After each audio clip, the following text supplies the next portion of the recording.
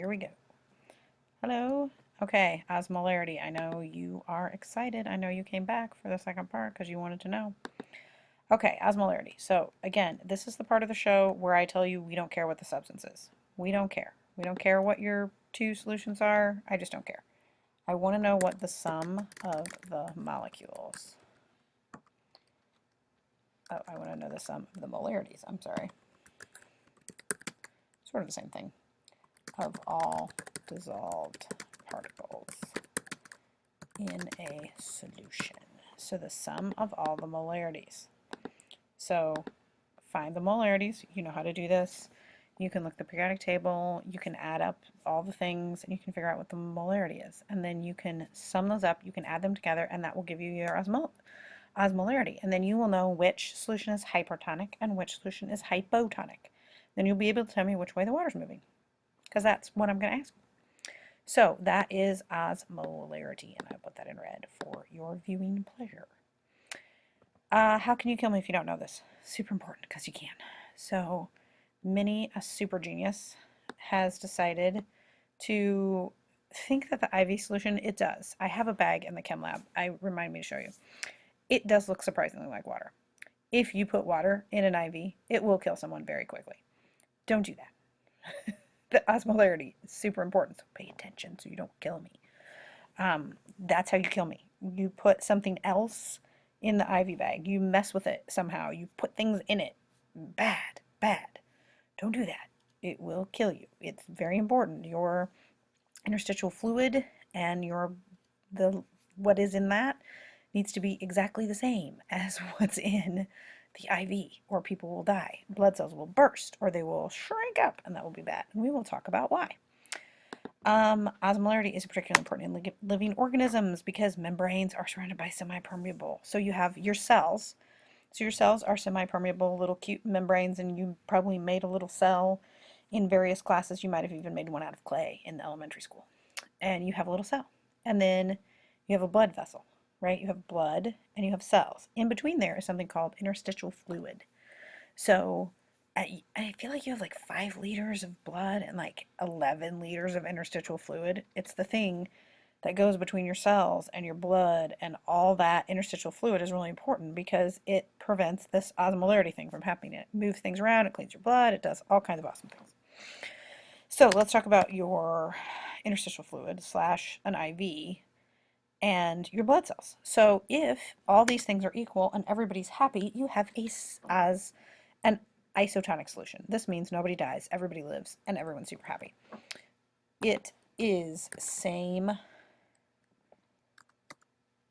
osmolarity. So let's actually put that first. Osmolarity is the same. So the osmolarity of one is the osmolarity of the other one. Everything is the same. Everybody's happy. Everybody lives to see tomorrow, and people are super excited. Okay, that's what's happening right now. Your blood, hopefully, is isotonic to the rest of your body, and your blood is not exploding. Hence, you're able to watch this video. Okay, let's say you have a hypotonic solution. Now, what's going to happen if you have a hypotonic solution? The osmolarity is less than the surroundings. Okay, what does that mean? Why can I not spell that word right? Because I think it's spell checking it the wrong way. Yeah, what is it doing? Osmolarity. It should actually have an R in it. Okay, not a 4 an R. Okay, osmolarity. Remember, that's the concentration. That's how many particles are floating around. So, a hypotonic solution. The osmolarity is less than the surroundings. Let's do hypertonic, and then we'll talk more about this. Okay. In hypertonic, the osmolarity is greater than the surroundings. Am I doing things wrong tonight? Okay. Surroundings. Okay. So hyper, we said that. There's tons of stuff. Oh, it's a hyper solution. There's tons of caffeine in it. So let's say that the hypertonic solution is the osmolarity is greater than the surroundings. what's going to happen? So let's say we have syrup. I don't know. I put syrup in your IV because I'm disturbed. And I just thought, hey, you need a cookie. Let me just throw some sugar in there because you probably want more sugar, right? So I'll just put that right in your IV bag. So what would happen? So you have this super sugary interstitial fluid that's coming in through your IV because your nurse is crazy and she just put an IV in you full of sugar, a sugar bag, because she thought you looked depressed and she wanted to be nice and give you sugar. So you have a sugar bag IV. What's going to happen to your blood cells? So here's your blood cell, and here's this like sugary solution of like the osmolarity is super high out here, right? You have sugar solution everywhere. What's going to happen to the water in your blood cell? What's it going to do? It's going to try and get out there. It's going to be like, woo, hyper solution. I'm the hyper solution full of sugar. And the water, your little water molecules, are going to move out of your blood. That's not good. You don't want that. You don't want stuff moving out of your blood. Bad. That's bad. Let's say it's a hypotonic solution. Let's say you're somewhere and you're like, oh, those people look thirsty. I should give them an IV full of water because they're dehydrated. Someone said they were dehydrated. I should just stick an IV in them full of distilled water. It should be distilled water, right? Still going to kill them. Because now you have your blood cell is hypertonic. The outside is hypotonic. It's a hypotonic solution. So the hypotonic solution doesn't have as much in it as this. So where's all the water going to go? Right? The water's all going to go into your blood cell and it's going to explode. Also not good. None of these things are good. Okay, so let's talk about this with pretty pictures of blood cells. Okay, so this is when good things happen. These is good things are happening, right? Good, awesome things are happening, like you're not dying. And when that happens, look how great it is to not die. You have this happy solution. These are happy blood cells because you have a proper saline solution in your IV, and that's good, and everybody's happy.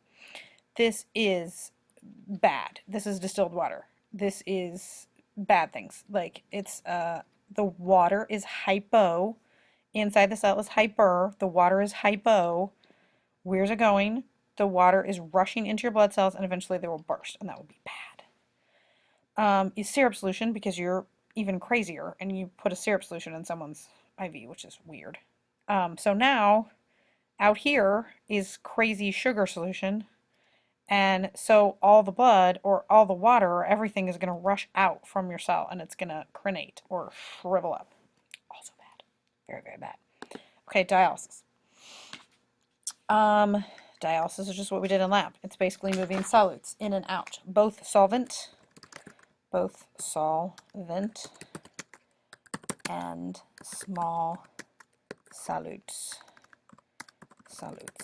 can move. So this is dialysis. This is how dialysis works. It's moving everything out. Hemodialysis cleans the blood. So you're using this process to move things back and forth, in and out, and smaller particles can move in and out of your blood. This is good. It works in case your kidneys are not working, which is sad. Okay, protein is the first one. Protein molecules do not cross interstitial. Protein molecules do not move around. They're big old fat things, and they do not cross the semipermeable membrane, and this determines the osmolarity of things because your protein is going to stay in there and things are going to rush in to try and dilute that protein. This determines the osmolarity. The pressure of blood inside the capillaries tends to push water out of the plasma. The osmotic pressure of colloidal proteins, again, proteins are big fat things that don't move out, tends to draw water into the plasma room. So what is this doing? This is moving your water. This is moving things in and out, right? This is could be a portal system, could be just your interstitial fluid, could be any number of things going on in your body. But the osmolarity is super important. It's moving things in and out. So what's happening is the pressure of blood inside the capillary tends to push water out. So it's pushing water out. There's the water coming out. the osmotic pressure of the colloidal protein tends to draw water back in. So it's like moving water in and out, and it's cleaning everything, and it's lovely. So osmotic pressure draws water into the plasma. Pressure of the blood inside the capillary pushes water out. Exactly what I just said here. So you can restate that here if you want to, because that is the same thing that I would put there. What else do I want to say about this? Not really anything. This is super important. As osmotic pressure, you just basically need to know water's always going to rush in to dilute things that are hyper. You've had too much coffee, drink some water.